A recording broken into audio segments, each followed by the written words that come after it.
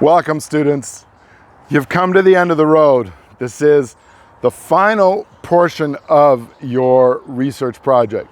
You've worked through the three major elements: the research question, the quantitative analysis, and the qualitative analysis. These three pieces now combine into your final paper. So how am I going to put together this final paper? Well, the first thing you need to do is go back to the syllabus and look at the outline that specifically shows how it's to be presented. Secondly, look at the PowerPoints on the final paper, review, and it also will show the structure.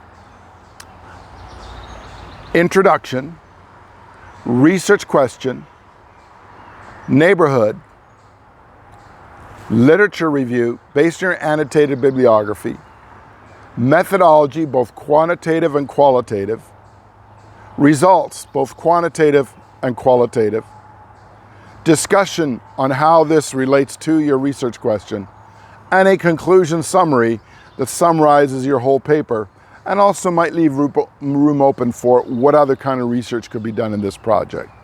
Then a bibliography, and then the appendix, which includes several components that you might want to include from this course, such as informed consent, your graphs for your quantitative, your city certification, your survey, cinematic montage, really translated into one page with photographs perhaps, a selection of jot notes that authenticates your research, and other pieces that you think might be applicable to your paper. Again, look at the the final paper review, and you will see things you could include.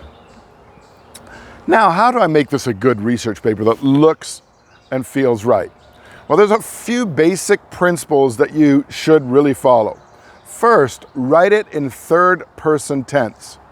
Try and be the third eye to the scene that we talked about, not the first or second. Write it as if no one has any background to this course. Secondly, write it in proper academic format, which would be 12-point font, Times New Roman, double-spaced, 1-inch borders, and indent every paragraph. If you're quoting something over 3 lines, make sure to indent it and make it 1.5 pages. Look to the Purdue OWL if you do not know how to reference properly within text, and make sure you have a proper bibliography reference page. You should have gone through this process already with your annotated bibliography in your literature review. Next, let's look at the voicing of your paper. I'm looking for cold, hard academic at this point.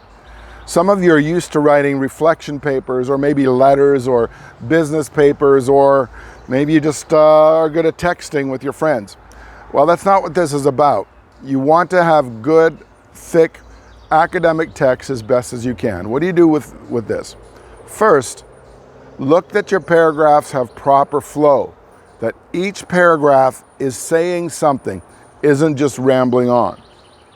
One of the danger points here I've seen students do is simply take their qualitative work and just cut and paste it on like a story that has no relationship to codes, themes, and trends. You should have done your codes, themes, and trends in the qualitative assignment, but here it's important when you import that over that it reads well into the rest of the paper. Or someone might just have simple statements from their annotated bibliography. Make sure it actually relates to your paper and how the actual annotated bibliography relates to the topic, using academic prose. As far as writing style, look for grammar. Writing in third person tense, which is passive voice. Then look for double word usage. This is where a lot of students fall down. They will put the same word in sentence after sentence after sentence, when all that should be amalgamated into one solid paragraph. That moves it from being short, choppy sentences to nice, well drawn out academic type prose. So look through your work that way. Watch for your use of popular language or slang or street language. Several students have fallen into this, where you start writing your paper as if you're just talking to someone. That's not what we're after here. You're after looking for good, solid grammar. Watch for idioms.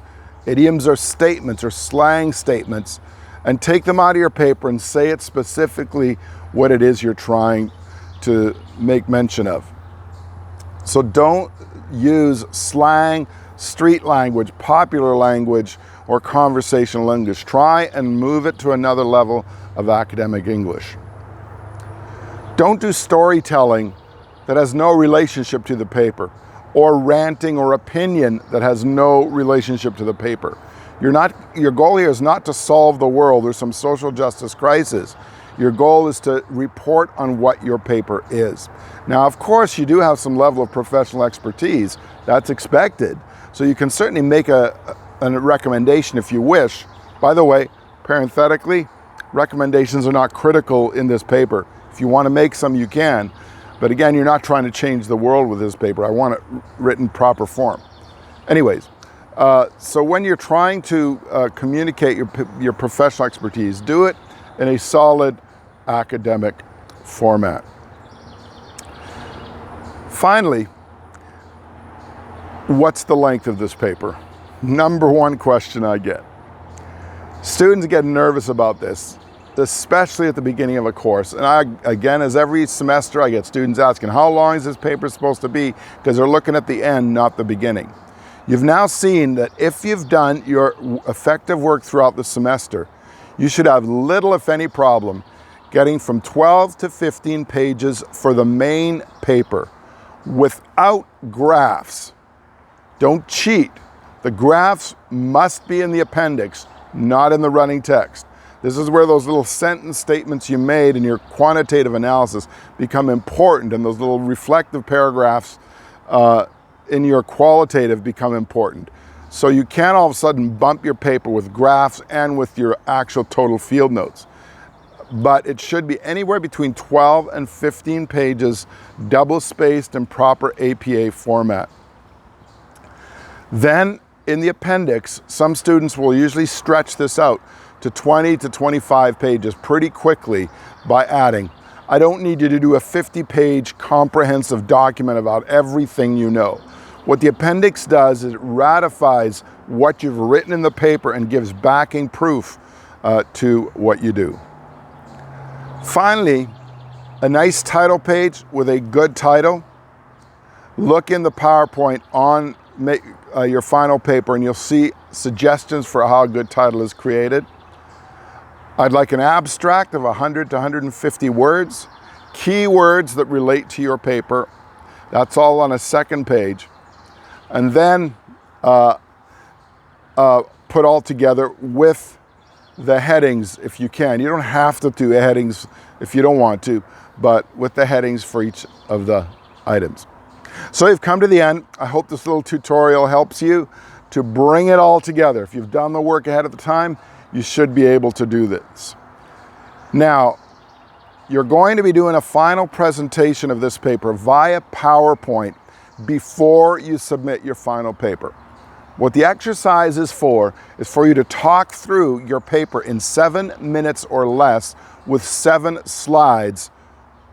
All right? What it forces students to do is to outline and work through their paper logically in their mind before presenting the final paper, so they don't meander off topic.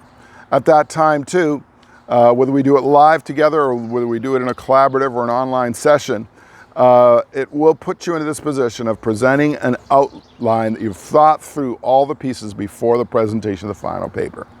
So that's the way we're going to finish well. Hopefully this tutorial has led you through there. Have a great day, everybody.